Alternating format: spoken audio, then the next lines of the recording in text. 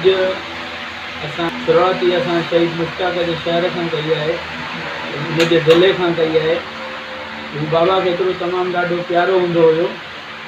अॼु असां हुनजे शहर में आहियूं, हुनजे दोस्तनि खे, हुनजे शहर वासियुनि खे असां इहा दावत था ॾियूं त 17 तारीख़ ते पंहिंजे शहर कराचीअ में गॾु थियो, त जीअं सभिनी खे ख़बर पए त कराचीअ जा उन हवाले सां तव्हां दोस्तनि ॾे दावत खणी आया आहियूं त अचो, कहिड़ी बि पार्टीअ में आहियो, कहिड़े बि फ़िरके सां आहियो, सिंध जो मसइलो आहे, सिंध जी ॻाल्हि आहे, उन में 17 तारीख़ ते सभु पंहिंजो हिसो वठो।